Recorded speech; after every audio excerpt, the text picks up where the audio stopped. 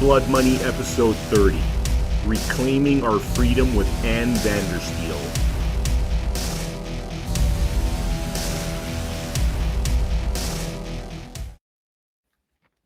All right, we're on the next episode of Blood Money, episode 30, with the wonderful Ann Vandersteel. And the topic of this episode is reclaiming our freedom. How you doing, Ann?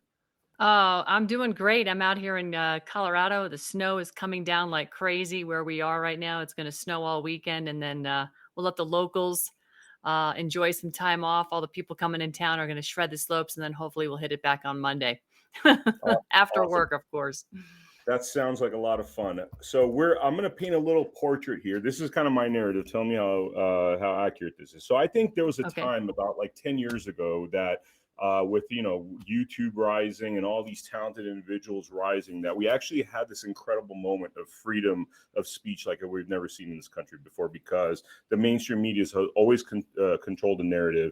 And there was this moment in time, seems like between like 2000 and 2010, and like 2016 or so, where people are really, able to come up, not through the mainstream media apparatus. And I think somewhere in there around, 20, I mean, I'm sure earlier on, but around 2020, the globalists really wanted to clamp down on that, because it was introducing populism and the rise of Trump and all that stuff. I think scared the hell out of them. So do you think that's kind of an accurate version of, how things transpired? Or Well, I think we have to look back. Yes, I think that's overall in generality, yes. But the Smith-Mundt Modernization Act under Obama, really is what changed everything, because, media was never allowed to be weaponized and turned into a propaganda machine like it is today, legally. And so legally now they've allowed that to become a mainstream media propaganda, to what everything is brought to you by Pfizer.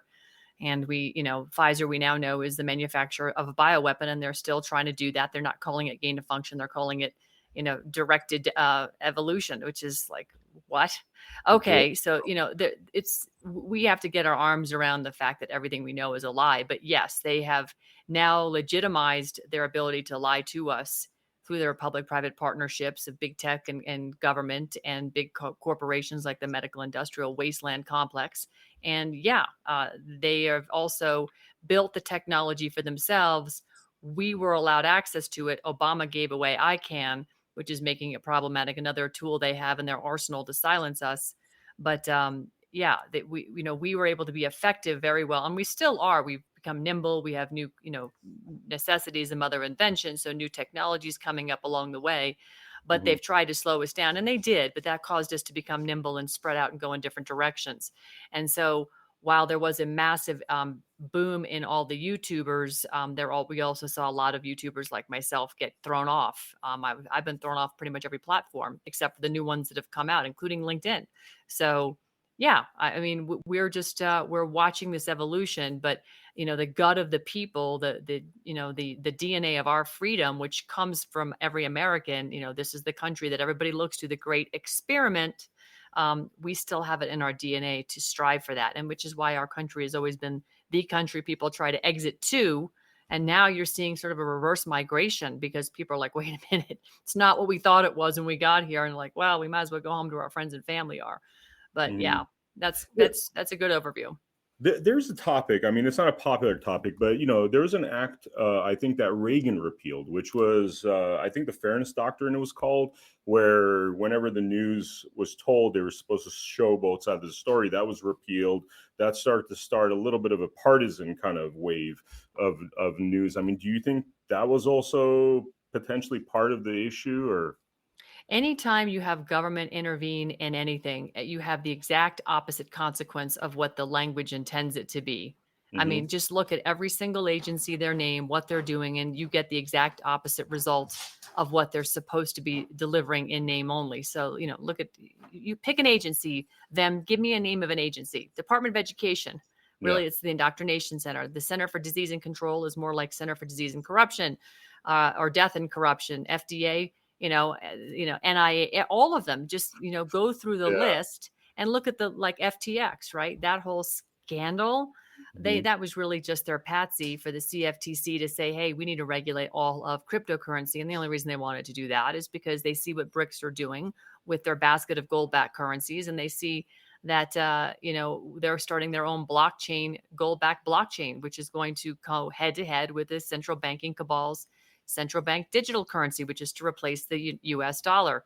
Hmm. Unfortunately, people aren't going to go with that because 65% of the world now is in the BRICS basket of currencies. So they're losing that war too. Hence Wow. why we're seeing so much turmoil, Ukraine, et cetera, famine, pandemic, war, all of it's coming down to the bankers controlling all these industries that they are over, and they have their tools on Wall Street like Larry Fink and BlackRock to finance this stuff. So, and then of course they own the financial markets and the banking, so that they're financing war. I mean, this is the game in which we are the pawns, but we need to know who the players are so that we can stand up, and we have our own tools that we can use.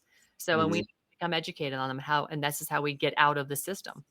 Yeah, I mean, how did they, for the viewer that doesn't understand, how did they steal our freedoms from us? Before we get to the topic of how we reclaim them.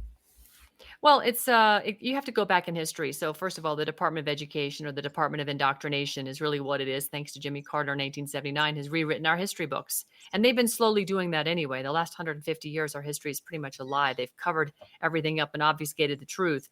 But if you go back to right after the end of the Civil War in 1868, up until that point, Wes, we had the Revolutionary War, we had the War of 1812, and then we had the Civil War. Wars begot wars because they got debts.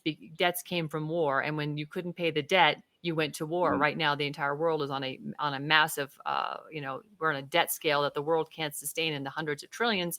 Hence, we've got wars because central bankers don't want to pay off debts. Countries don't want to pay off debts. Mhm. So in 1868, after the Civil War ended, the union said, listen, we're going to get the band back together. And if you want to be part of the band, you've got to become a United States citizen. Well, up until 1868, we were all citizens of our states. We were electing our public servants. What changed in 1868 was the 14th Amendment, which made it was about naturalization, right? But it really made everybody a U.S. citizen. And ergo, you were no longer considered a citizen of your state, even though you resided in your state. But you were a citizen of the United States. And 3 years later, by the way, when that happened, two states, New Jersey and Ohio, protested loudly. They understood what this meant. They realized they were going to give up. This was going to sort of usurp 10th Amendment rights of the states' sovereignty and Mhm. the class of citizens that lived in that state.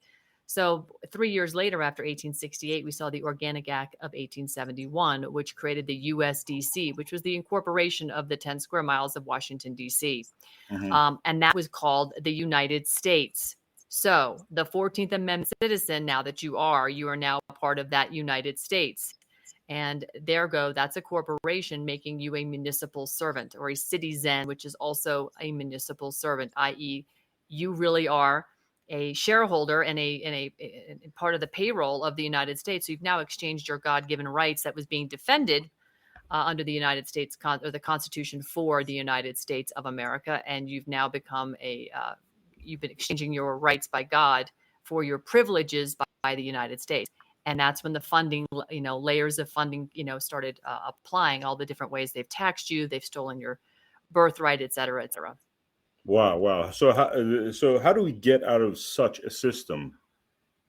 Well, so if you understand, all foundation of law starts with the Bible, right? Our founding fathers who wrote our papers, which Mhm. is our Constitution and our Bill of Rights and our Declaration of Independence, right? Those are our founding papers, the most important papers we have, and that was all predicated on biblical law. And if you understand the Bible, in Genesis 1:26, God gave man dominion over the earth. That's dominion over the land, the air, and the water. That's your LAW. Okay. Mhm. And creator was invoked 4 times in our founding fathers' papers. So that being said, our constitutional law is rooted in the Bible. And it's Mhm. critical that man understands, if you are going to have dominion over your land, air, and the water, the law of the land is your constitutional law. The law of the air is your ecclesiastical trust law. And your law of the water is your admiralty and statutory and administrative law. Government, God created man, man created government. Government operates down here below us in statutory, admiralty, law of commerce. That's their regulatory laws. And people who work for the government have to abide by and govern themselves and operate under those statutory laws. Free men and women up here in the Constitution, the law of the land, which is above all that, Mhm. actually operate under the law of the Constitution, and our rights are defended from the people that work for us below with our Bill of Rights. So, and of course, the trust law and the ecclesiastical law is higher. That's, how you operate things in trust. Well, what we need to do as free men and women is reclaim our status as free men and women and claim jurisdiction over all areas of ecclesiastical law of the land and, of course, admiralty law. Because man can't stand in water, we sink, but we stand on land. And so this is really important that we understand that that was taken from us when they created the birth certificates in 1907. And that's what created your straw man of yourself, your corporate fiction of yourself with your all caps name and your Mhm. social security number. So they've created another entity that became chattel that they've used to trade. That's how they monetize the governments. And they've been doing this worldwide. So again, they needed to have us become members of a corporation so that they could then monetize us as chattel in that corporation. And this is how they've stolen our freedom without us really understanding. Again, we thought we were getting benefits from the government. Oh, Social Security and health care and all, student loans and, welfare, et cetera. Well, you've given away your freedom in exchange for these funded, and now we Mhm. know they're underfunded liability risks. So Yeah, yeah. Which explains socialism pretty much. Is pretty it? much. Yeah, I mean, so they consider us in the water, right? That's something that I've heard. That as a citizen, you're basically not even on the land. You're like 3 miles out, somewhere in the middle of the ocean. Right. They've basically cast you lost at sea. There's a whole, I mean, Bobby Lawrence is a great friend. He ran for Senate in Pennsylvania in 2016, sorry, for 2018. He withdrew, even though he was up 10 points in the race, he withdrew to pursue this. He was asked specifically to focus in on this subject and help educate people, and he's done an amazing job. But yes, for the corporate citizen, for the person, because that's what they are, a person who has not corrected their status to become one of we the people. I am one of we the people now, as I have corrected my status and gone through the process of removing myself from the corporation, no longer allowing them to have claim over my my foreign corporate status. I am now a living free woman back on the law of the land or on the land. For those people that have not, yes, you are considered a corporate fiction, and corporate fiction operates in commerce, in the law of commerce, admiralty law, and that is like considered being lost at sea. There's when you walk into a court, right? It's like when you're approaching the bench, you've got to go through the bar, right? You've got to Hmm. step through that bar, and you have to ask your honor, may I approach the bench? That you have to be given permission. It's sort of like boarding a Hmm. ship. You ask the captain, may I have permission to board the ship? It's the same sort of idea, if you will. But Hmm. there's a reason when you're a corporation, you're not a living entity. I mean, name a company that's not a living entity. The people that work there are, but the Yeah. corporation isn't.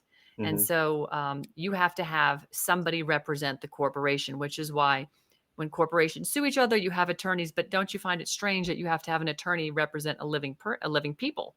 Yeah. Well, that's the reason you do, is because you're not a people, you're a person, you're a corporate fiction of yourself with your social security in all caps name. That's why you have an attorney to represent the dead entity to the magistrate and speak on behalf, because you're dead, you can't speak. Do lawyers understand all this stuff, or you think they're tricked by? I know the legal societies run the law schools, so they're not teaching law; they're teaching legal. They want the legal society version, but do you think they know? Vam, that's a great question. It's sort of, I can put this very simply in the context of what we've just gone through with with the COVID pandemic.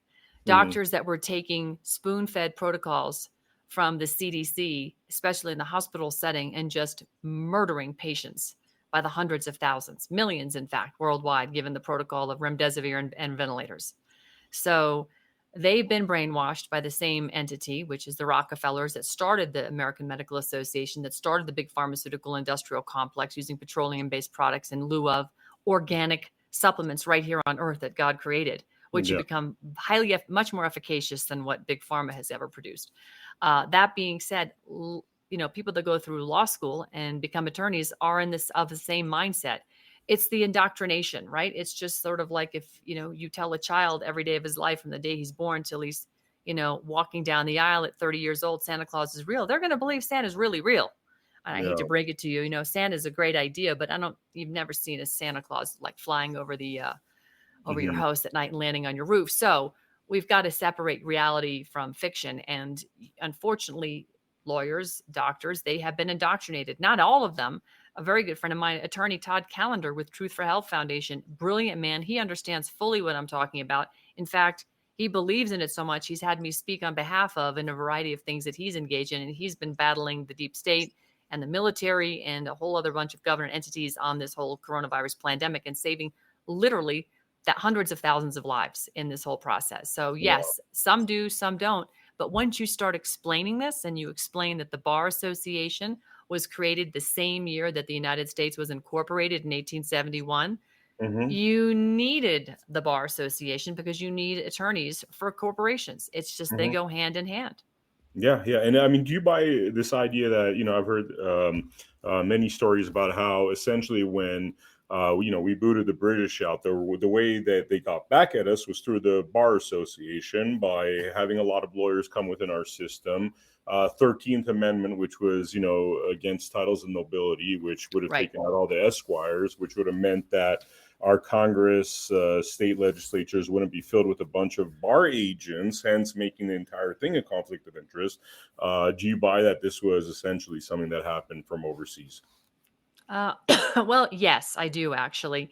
I absolutely subscribe to that. I don't believe the British have ever really left. I think this has been a constant war with the City of London and the Crown to actually continue to control and own what we're doing here. I mean, just look at, like you said, in 1809, 1819, the 13th Amendment was promulgated in various states all over the country, and original 13th Amendments have been found in books, in constitutions. I think 18 of them around the various states, one in Maine, Virginia, various states. I can't name them all. I could look it up. But because I have read all this and I've seen it. But you're right. They did not want titles of nobility, aka esquires, right? Hmm. Which are attorneys and bankers. They didn't want them running around in public service jobs, which is what we have running around Capitol Hill. A majority of the people up there are some kind of an attorney. I do definitely believe the Crown is still involved. When you look at what we did after World War II, for instance, with Five Eyes, right? Getting Hmm. together all the English speaking countries and saying, we're going to, support each other on intelligence. Well, now we have a rogue surveillance state, an intelligence state that has just gone completely wild. And without certain aspects of the intelligence agencies, most notably what Michael Corey, who's an amazing investigative journalist, talks about, the Erickson Report. Hmm. Everybody should go to the ericksonreport.com and read about it, because in 1996, the Telecommunications Act was passed under Bill Clinton, which really helped give the surveillance state the ability to just grow on steroids. 9/11 could not have happened without it. And of course, from that, we got Patriot Act.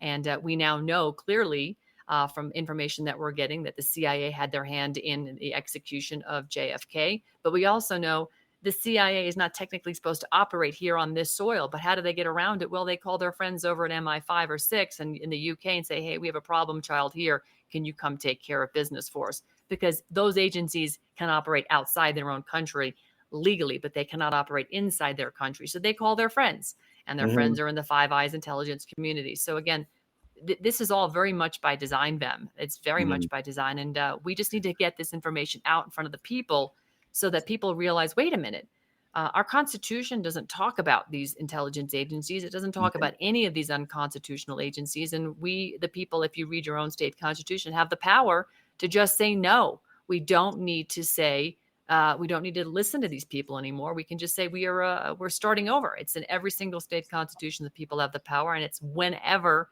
they choose, not every 2 or 4 years. Yep, yep. And by the way, regarding the Erickson report, we're actually the first podcast to expose that. The first time Michael Corey came out with that, we were actually, yeah, I think it was like Blood Money episode 12. We did a live, and it was awesome. I know all about the Erickson report, and Yep. I was just talking to him about an hour ago. I talk to him every day. He's a great guy. yeah, yeah, Michael's awesome. So essentially, under this kind of fraudulent system they've created, we all work for the government technically, right? Technically, correct. Technically. Don't we So work more than half the year in taxes? exactly. And we're all supposed to be located in DC, which is part of the fraud. We're actually not Right. living in the District of Columbia, which is a 10 square But mile radius. but you know what they do? Do you know what the Uh-huh. zip code represents, right? Your Uh, zip code is a federal district. That's a federal territory. So, as a state national, I will address my envelope care of my number and street address or my PO box. and I write near and in brackets the zip code, because I Hmm. will not acknowledge that I live in their federal territory, because I have removed myself from the United States, which includes all territories that are subject to United States, statutory law. Yeah. So you have to be very the jurisdiction, right? Where you stand and what you say, the words matter. Yeah, yeah. And in fact, we have a show that we're premiering tomorrow called the State National University, where every week we're going to do a different class about this whole process and I love trying it. to Are you teach doing it with people. Lisa Phillips? Who are you doing it with? We're Gianna Micheli, who's a lady in Las Vegas, and she's really talented. She's got a couple of books on the topic and really has a great way of explaining it. That was a challenge I had initially when I started like researching this stuff. It was always a little too much to kind of understand because you're literally changing your way of thinking completely, right? And then I ran into Gianna and also another guy by the name of Brandon Joe Williams, which they kind of Brandon especially makes a comedy act out of it. So it's just a lot That's more great. digestible. He That's tells awesome. he tells his fans to go F themselves. He has this really crude sense of humor, but it's just hilarious. He gets dressed up as a cucumber too, funny guy. But all right, so is state nationalism really the solution to reclaiming our freedoms? Is that the answer for people, or is there something missing from that equation? So I believe, yes, it is, because what we've become, if I look past the 12th Amendment, pretty much everything else after that is unconstitutional. So if we are going to be purists in what our founding fathers scribed on parchment paper 250 years ago, we've got to be honest about what's happened to our country. And Hmm. so again, as I said earlier, we were electing our public servants. And if you read anything about history, if you were the guy that owned the farm or the blacksmith, and that your village or your state or your city or whatever chose you to go and represent, it was really a hardship, because if you didn't have a son of the right age or whatever, I mean, typically they Hmm. maneuvered around those things. They tried to pick families in the position to be able to do this, but it was a hardship, right? Today, it's a glory job. You get pretty Hmm. much mostly losers that want to do this because, they're getting at Congress $175,000 a year. And then they pass legislation that moves the needle in the stock market. And oh, by the way, they know that's coming. So they invest and they make millions. And you wonder why these people go in with not a pot to piss in and they come out multimillionaires. Well, it's because they have all the inside baseball information. So we really need to stop that. And what's happened after everything started to get incorporated, we incorporated Washington, D.C., ergo the United States. Then states started to incorporate, and then counties and cities and municipalities. And you'll know sometimes in your, depending on where you live in either incorporated or unincorporated counties or villages or what have you. Well, there's a reason for that. So it's because there's a liability shield that comes with that. And of course, when they started incorporating everything, you no longer were a public servant of the people. You became a corporate Hmm. employee of the government. The all cap state of, I live in Florida, all cap state of Florida. That's a corporation. Some say that's so that you can do commerce and contracts. Well, you know what? Yes, that is because you've now created this corporate construct to do all that. But we were trading and doing all kinds of things before that. We didn't have that corporate construct. So I say we need to go back and be purists. And with everything, of course, there's pain, but there's a lot more gain to be had, because now the people are the stakeholders and we have a say in the people that are representing us. We don't even have a say in that now. We think we have free and fair elections. We now know that's a bunch of BS. I Hmm. mean, I had Christina Bobb on today, President Trump's attorney, who's spent a lot of time covering what's going on in Arizona. And she just wrote a book about all the election theft. This is a joke. We don't have any representation. It's not real. We're Hmm. living in a de facto government world, which is a fake government. It's not of the people. So we have all these abandoned positions that are all over the country that were of the Republic of Texas or the Republic of Florida or whatever. We have all these constitutionally created positions to represent people abandoned for the for-profit corporation. We need to start and reconstitute and fill those positions. That can be done. And there are states right now working towards that. They really are. I'd like to become more involved in getting Florida reorganized like that. And hopefully Ron DeSantis, with all the moves he's making, will actually see the merit in doing that. Because you have your 10th Amendment, your state's rights that you can really rest your laurels on. And, I asked Christina today, I said, should Ron DeSantis have stepped in when they were raiding President Trump? Could he have done something more? And she said, well, no, they had a warrant. And I say, well, yes, they could have. If we were standing as a true free state and Hmm. standing on our 10th Amendment, we could have told anybody from the federal government to take a Heisman and get the hell out of Dodge. Wow, wow. All right. So, if for people that want to get into this whole process, do you have a recommendation of what's the best avenue for them to get into the whole state national process in order to reclaim their freedoms? I'm so glad you asked that question. So I really like what they're doing over at statenational.us. Lisa Phillips, Bobby Lawrence, and a whole team of folks over there. They've done an amazing job of aggregating content like you can't imagine. In fact, um, for the 2 years I've been studying this, I've read a lot on Bobby Lawrence's Telegram channel, and he's done an amazing job of researching. He's got some brilliant people, and they've put out incredible content. She's aggregated all of his content into really discernible um, delivery. I mean, sorry, a very clean delivery of the information and a very way to search and find what you're trying to do. And she's organized it in sort of a timeline. Another book I recommend people is this one right here. It's called Fruit from a Poisonous Tree. It's by Yes. J.D. Stamper. This book Yeah. is unbelievable. In fact, if I be so bold here, if you look at my book, it is all highlighted and notes. And Wow. I mean, the whole thing is like a textbook to me. And I treat it as such because this has taken a lot of the research I've discovered myself in the last couple of years through various sources and condensed it down and added in some extra information to bolster what I already knew. It's freaking fantastic. This will give you the real history of the country, what happened. And I highly recommend it because people don't know. They just don't Yeah. know. So Yeah. It's funny. statenational.us, Bobby Lawrence, and then this book are phenomenal.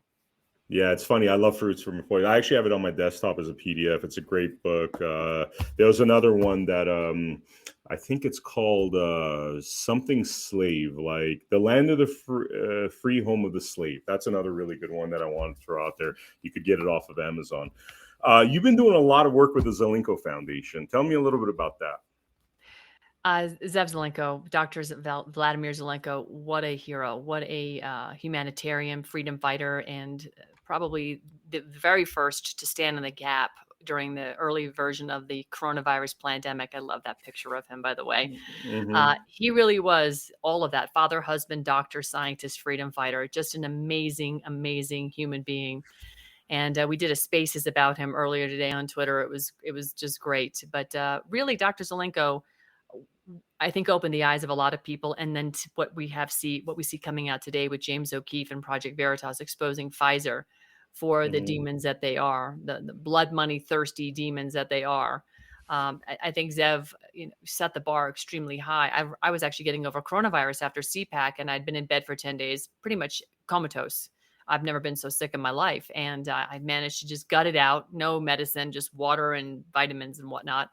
And I was watching the Trump press conference that he did nightly, if you remember, in the early days. Hmm. And he was Hmm. talking about this doctor from New York sent him a letter, and he was talking about hydroxychloroquine. He said, I don't know much about it, but I feel really good about it. And Fauci bum rushed the podium and said, we got to do a double-blinded, placebo-controlled study. So I immediately Hmm. jumped on my phone and I'm looking it up, and I see a study from the NIH in 2003 on hydroxychloroquine and coronavirus. I'm like, what is he talking Wow. about? His NIH. He's lying. And then I went, oh, Hmm. boom. This guy just exposed the public-private partnership of fascism between corporations and the government. And Wow. Wow. it was like click, click, click, click, click. And I called somebody who was a friend of mine, Brian Weinstein. He owns Synergy Health, a great telemedicine company. And I said, Brian, I just listened to Trump talk about this. He goes, oh, I know Zev. I go, you do? I said, introduce me. So he introduced me to Dr. Zelenko, and I did his first interview, and we just became great friends. And so when he was at the end of life, he asked if I would co-chair his foundation, the Zelenko Freedom Foundation, with an amazing man, Kevin Jenkins, who is, in my opinion, one of the brightest stars in the medical freedom movement. Not only does he know all the best doctors, but he has been out there stumping and fighting for body sovereignty and medical freedom for years. I think he's crossed the country. He's done 75 cities, over 400,000 miles in the past 2 years. And Wow. he's on the Wow. road right now again. I mean, the guy just is relentless. So we're very Wow. blessed to be working together and in the honor of Dr. Zelenko and carrying forward his legacy. Dr. Zelenko, his backstory is that he had, almost like a vision from God, or this was kind of put into his heart, or could you tell us a little about that? Yeah, that's exactly right. So I actually asked him, how did you come up with this? Because he didn't Google it up and find that it was in there either. But he said he did get a vision from God. He was really literally stressed to the max under the gun as a Orthodox Jew living in Monroe, New York, 1 square mile, 35,000 Orthodox Jewish people living in that community. They were really hit hard. They were at ground zero for coronavirus in the early Wow. days. And so he was seeing, people in his community just die and become extremely sick and and being told, you can't come to the hospital until you can't breathe. Well, at that point, it was too late. So, Hmm. like you said, through a vision, he decided to try this and he recognized that hydroxychloroquine was what he called the proverbial gun. It's an ionosphere, and zinc was the actual bullet. So if you had hydroxychloroquine and zinc paired together, you could shoot that bullet into the viral cell, and zinc would do what it always does, kill the virus. And I can tell Wow. you, I'm never without zinc. I always have it with me, and I always have either ivermectin or hydroxychloroquine or quercetin. Today I'm traveling with quercetin and ivermectin because I travel all the time. And I stay very healthy. It's when I don't have it for an extended period of time and I'm around a lot of people, I might pick up a sniffle. But as soon as I get it, I pound that stuff, gone. Never gets any worse than a little head cold. That's amazing. So, So, all right, we're in a lot of turmoil as a country. Obviously, it feels like, I mean, they're not sparing any techniques, strategies in terms of attacking the people. I mean, we're under full scale attack at this point. Children, people dying because of these COVID vaccines and these hospital death camps and wars. I mean, where's this going? What's your kind of best future prediction on what like the next like 5 years holds? well, I don't want to sound doom and gloom because, the Bible will tell you not everybody gets to go.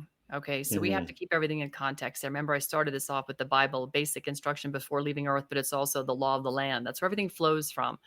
Hmm. We have to, first of all, embrace that. We have to embrace God. We have to trust in our Savior. And we have to get people to come back to that. And I think the fact that people are seeing so much evil everywhere, this story with Pfizer, for all the people who bought into the vaccine to now see this, they must be. My heart breaks for them. So we have Hmm. to be compassionate for these people, and we have to offer them hope, and we have to try and help them help themselves.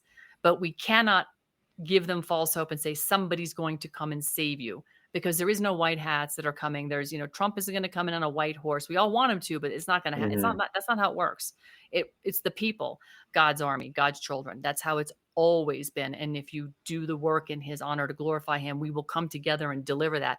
But I'd say over the next 5 years, we're going to see some pretty dramatic stuff. I know President Trump says the best is yet to come, and I believe that, but he doesn't put a timeline to it. There's Hmm. no timeline. It's all events driven. I've talked to a lot of people close inside the inner circle over the last several years, and people thought things were going to manifest more quickly, but it really is a function of how quickly can we wake people up. And this is a terrible analogy, but little Johnny or little Susie asks mommy all the time, "Can I touch the stove?" And mommy's like, "Stay away." When she's not looking, little Johnny or Susie touches the stove, and now they're screaming with a burnt hand. And unfortunately, that's the analogy for what's happened in the world. We started to trust the wrong people because people made it so attractive. That beautiful red hot stove is so pretty. You want to Hmm. touch it, or there's something, delicious up there, but we don't know that you can't touch the pot. I mean, it's just we haven't really listened to what our body, our intuition was telling us. We didn't use our discernment. We just allowed the blood money, great name for the show, to be Hmm. that shiny object, and we listened to the talking bobbleheads on mainstream media. So now we're in this deprogramming phase, the rise of new media, shows like yours that are getting the information out. We have to constantly stay on message and stay true to, really, what would God want us to do? What is our discernment telling us to do? And I think we're going to see pandemics. We're going to see more of them because they're going to keep pumping them out. They've got biolabs all over the place. We're going to see Hmm. famine because they've been shutting down fertilizer plants. They've taken, they're trying to geoengineer the atmosphere by pulling carbon out of the atmosphere. They've Hmm. got a war on nitrogen. The Dutch are clearly under war. The Dutch government is bought up. I don't know how many farms over there. Hundreds and hundreds of farms have been bought by the Dutch government, and these people are being put out of business. We're seeing cattle here in the United States. 10,000 heads of cattle die all of a sudden. Like, what's that about? How's that even happening? So there is an attack. How many food processing plants have gone up? We're going to see pandemic. We're going to see famine. And we're going to see war. Michael Yon talks about this. All of the ingredients are there right now, Vem. Hmm. And Is there a timeline for how bad it's going to be? Is there a spark? No, it's condition driven, as Jan will tell you. It's conditions driven, and all the conditions are ripe right now. And a lot of this is driven because the globalists, the international banking cabal, is watching their fiat currency go completely bankrupt. We're about to approach hyperinflation in the next couple of years. And we're Hmm. also up against what, the cabal doesn't want, which is sound money. And that's what the BRICS basket of currency is presenting, with the nation's 65% of the world going to gold-backed blockchain currency. Wow. That's going to shake the international banking cabal, and they can't have that. So hence the reason we're going into this world war um, chain of events, and they're Hmm. bringing everything at it. They've created the pandemic, they're creating the famine, and that's going to drive the war. And they Hmm. hope because of that, those distractions will keep all of us unsettled, so that we will just, so please help us. We're too helpless. We're starving. Somebody feed me. We're not Yeah. working together to build our victory farms and do all these things. So we're going to go through a major shakeup, and we're going to see, unfortunately, a lot more death. If I had a crystal ball, I'd say probably 1 billion people will perish over the next 5 or 10 years because of all of this, Yeah. horrible stuff. But we can change that. We just need to get people educated. We I mean, absolutely can change that. the goal, it seems like, for all the freedom loving people is for the banking cabal to fall apart, which also means our entire economy falls apart. I mean, it's kind of like this mutual self destruction, mostly, right? Yeah, But well, it at doesn't. the It end of doesn't. it, Don't you think we would start bartering and start trading? I mean, yeah, yeah, I do. I've already been doing it. I'm already doing it. I actually keep a little silver and a little gold for that purpose, but I haven't had to use it. There's other means in which we can do trade. I mean, advertising is a great, if you have advertisers for your show, you're talking about their products and they're, paying you, but there's another way to do it. I mean, you can just, give a cell phone for whatever. There's lots of yeah, things you yeah. can barter and trade. Food becomes a commodity big time. Michael Jan is a big believer in food as a commodity. I agree with him. I was bought, what was it? How many dozen eggs did I buy today? I was shocked. $28, $29. And I bought 52 eggs. Yeah, Wow. 52 eggs. Yeah, because we've got family coming up here and they all eat eggs like, like it's going out of style. Yeah, $28. I'm like, I've never yeah. spent that kind of money on eggs. $9 a Yeah. dozen. This is crazy. Really, where it's at is like having our own farms. It's funny because I think a lot of Yeah. these globalists are like city folks. They don't understand that if the people had to resort to growing their own stuff, having their own chickens and rabbits and whatever other animals are necessary, I mean, they lose their power completely at that point. Well, I mean, you look at the shift that COVID brought, right? All the white collar workers all of a sudden learned how to work from home. How many times have you seen the funny videos of the guy in a shirt and tie with his underwear on, or Yeah. nothing? It's like, these are the things that happen, but people have made the transition. I'm able to travel constantly and deliver a daily show because I can work from wherever. I can do my research on planes or in the car or when I'm sitting around or whatever, and then, put a show together. I can do guest appearances like this. This is how we're supposed to be able to move with our families and do what we want. And work is Hmm. supposed to just support that. It's not supposed to be the other way around. Yeah. Unfortunately, right now, for me, this is what I do most of the time. My kids are mostly grown because I'm so passionate that I don't want to leave this world for my children, the mess that it's in now. But my kids are having to witness the transition and go through it. They're going to be a lot stronger than my generation because they will have grown up with this. So Hmm. we're having to kind of come to the terms in reality. I mean, 5 years ago, if you told me we were going to have a pandemic like this and they would have, there'd be famines and we'd be at the brink of world war. I was like, no, it's not. What are you talking about? Even with Yeah. Obama, I was like, that's not happening. Holy cow. Look at Yeah. where Yeah. we are today. Agenda 2030, that's their goal. By 2030, it's like that's their target for us, basically becoming their slaves and their serfs or whatever. Let's talk about Vote 2024. You're talking to Trump's lawyers, and seems like there's been a lot of issues with Arizona. Seems like, excuse the French, but the fuckery is still happening. How do Hmm. we overcome that? I mean, is there a chance for a Trump or DeSantis to win in 2024 with this nonsense still happening? It's again, this goes back to the corporation. If we don't get control and start eliminating these agencies like the Election Assistance Commission, which uh, basically hires Canadian firms to certify the Dominion machines I mean, I can't believe like just Canadian stop him. firms. Right. Like, okay, that's called foreign interference in your election. I don't know. Yeah, yeah. Like this is the kind of insanity that goes on. But again, the general public doesn't know that. They go, oh, there's an EAC, an Election Assistance Commission, overseeing the machines. We have somebody over, there's oversight.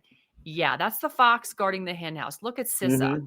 Yeah. That whole, Cyber Intelligence Security Administration, that was clearly set up and designed to steal the election.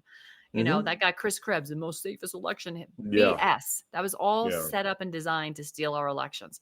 If we don't come to reality that all of these agencies are BS and need to be just like literally detonated, digitally speaking, not go and blow things up in real life Hmm. kinetically. But I'm saying just get rid of these agencies if we can't get to that point.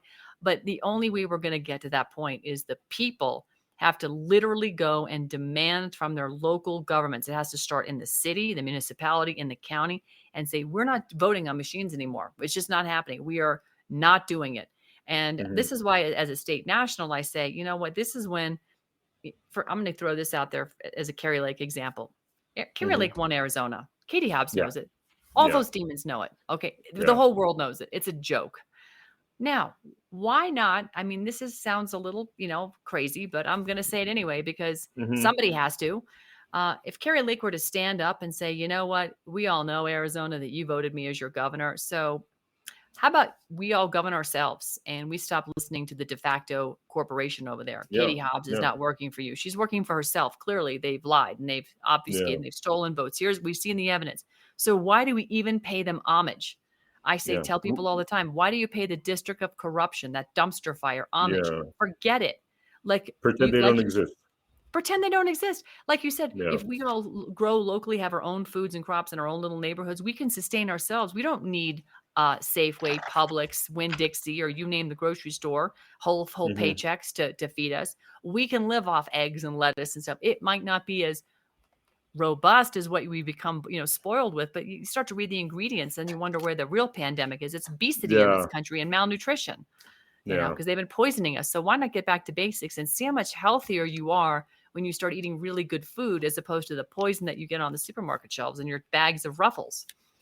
You're telling me I got to give up my sushi? I didn't say that. Sushi? I did not say that. Are you I kidding? don't I don't know if I'm proficient enough to make my own sushi at this point on the farm, but I'll try my best. Oh, well, Um, you could get some YouTube videos and learn how to make your own, you yeah, know? yeah, totally. So I want to present a mathematical equation because I've been following the state national thing quite a bit. Okay. According to my math right now, based upon having some conversations with some state national folks that were doing, I think, Freedom of Information Act requests, it's close to. So it started off with about 45,000 prior to the 2020 election, and 40,000 of those were lawyers, by the way, which is very interesting. That went through the state national process. From what I understand right now, that number, I believe, has hit around 15 million. That's exactly right. And So, okay, sorry. go ahead. No, no. Sorry, I apologize. So the point I'm trying to make is, okay, we're at 15 million, and it's obviously, I mean, probably every day it's rising rapidly, right? Yeah. Like those numbers get to a certain point that those state nationals, I know they have assemblies around the country and stuff, but they have now a legitimate argument for having a legitimate assembly that's enforced by law. That's the big thing, the enforcement. What do you think? Oh, this is what I was just saying. I mean, you have enough people that decide to disregard the de facto corporate entity and create their own du jour government of the people, a real government of, by, and for the people. It's well, let me see if I can make this a little bit easier to understand.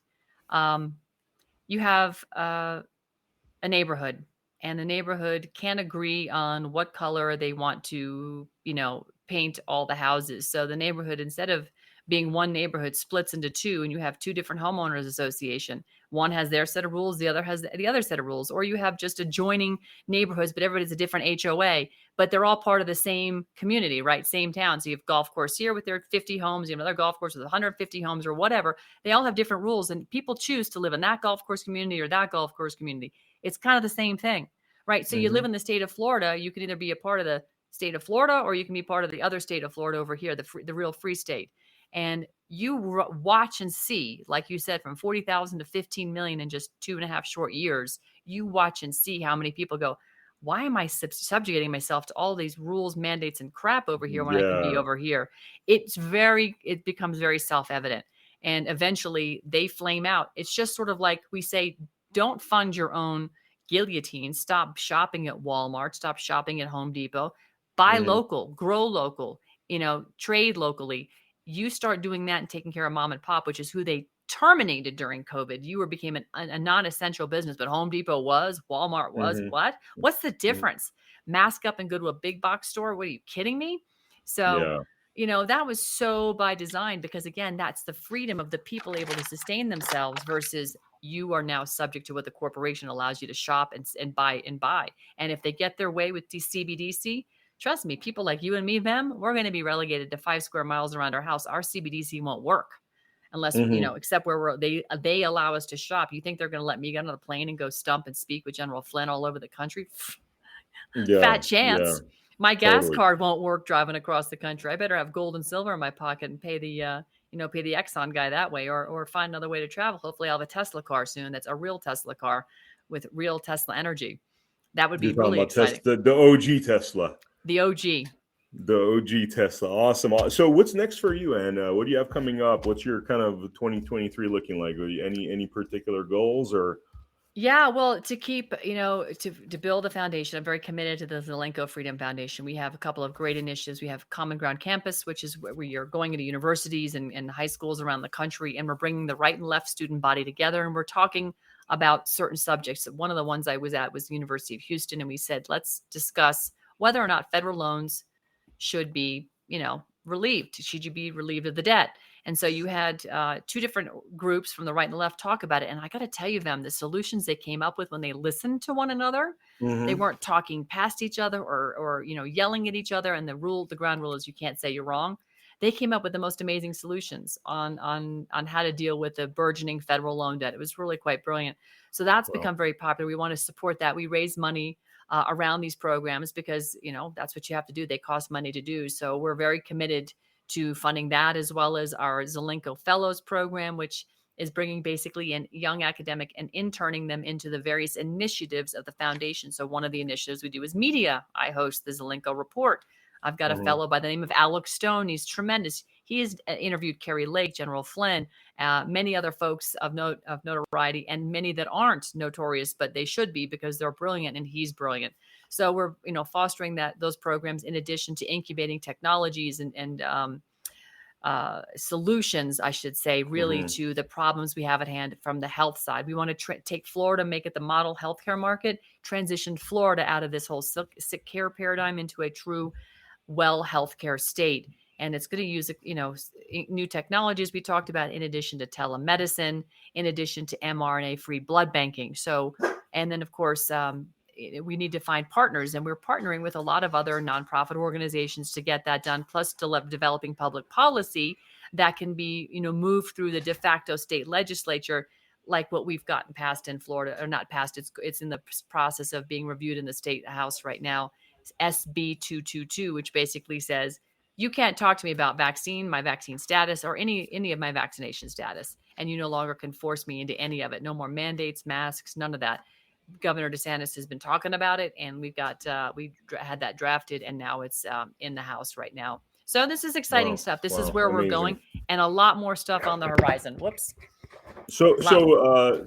I think this will be my last question. But for the viewer that doesn't understand the difference between sick care and healthcare, and what the vision of healthcare, real Mm. healthcare, looks like in the future compared to the system that we have in place, I mean, how would you explain that? Okay, so right now, if you're going into the the sick care system, I should call it. It's the Hmm. big insurance conglomeration along with the big medical conglomeration. They work hand in glove, right? Hmm. Hand in Hmm. glove, and of course the Medicare piece of it as well. We have got to bust this paradigm because insurance has gotten to be so over the top expensive. Nobody can afford it.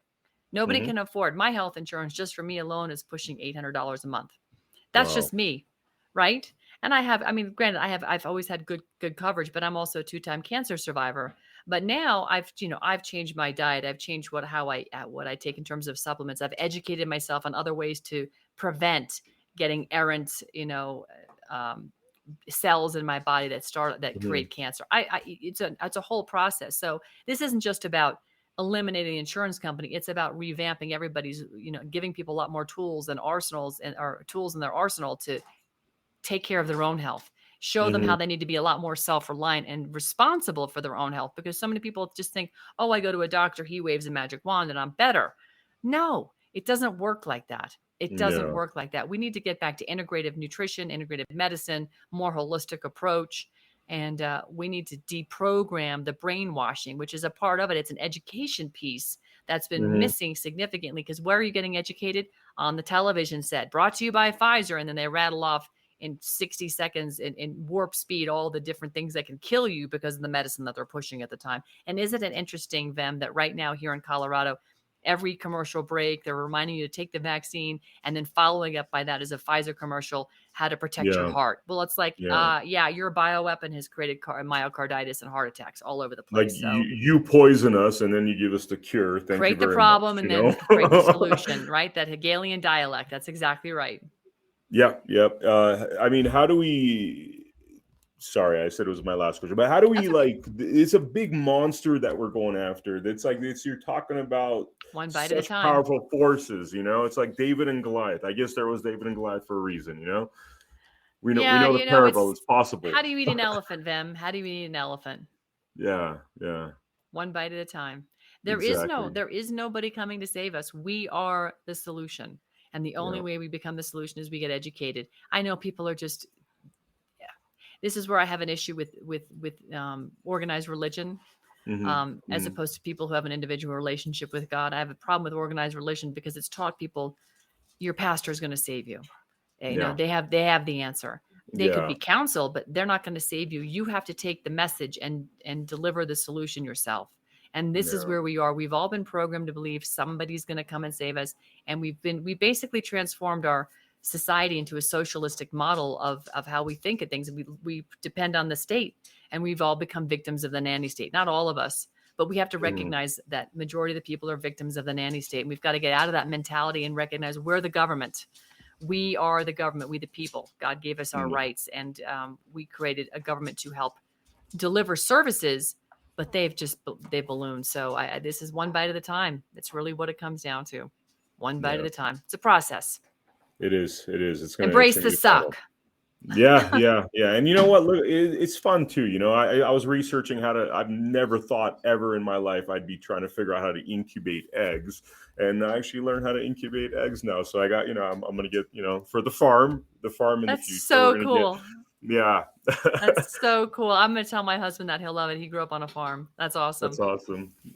So, Ann, was there anything we didn't talk about that you'd like to mention? Any websites, your social media, anything?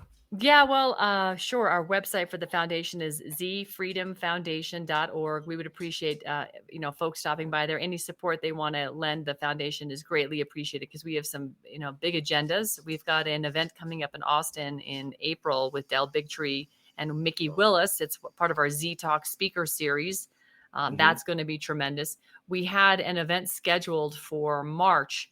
Unfortunately, the donor who asked us to put on the event and fund it has just recently told us they're unable to financially meet that obligation. So we've had to cancel that event. But that's okay. We're a young foundation. We're just getting started. And so there's a lot better ways we can spend our money than having a lavish event, which would have raised money, I'm sure would have done very well. But we figured, what, it's better that we're continue to pump what we're doing into the program so that we can be out in the field with the people and really having an impact, particularly on our youth, which is the future.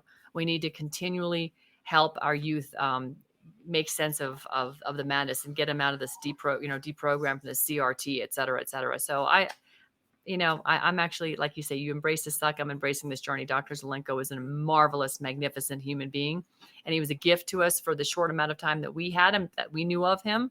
So this is our life's work. So go to zfreedomfoundation.com or .org. Thank you, and thank you for all the incredible work you're doing, and honestly, thank you for your just intelligence, the way you put this stuff together and explain it. is really helpful, and I'm hoping the viewers understand this whole, dual government situation we have here between the corp and our original landmass governments. And the more people transition, the faster we could start government that actually listens to us. It's a retrolution. We're returning. It's retroactive. We're going back to our roots. I call it a retrolution, not a revolution. That way the FBI won't come knocking on my door and kidnap me, because that's essentially what it would be. Yeah. Awesome. Thank you so much, Ann. And thank you, viewers, for showing up. Check out americahappens.com tonight for our next episode coming up this weekend. And again, Ann, thank you so much for your time on it. My pleasure. Thank you. Thank you so much. Thank you. Have a great night.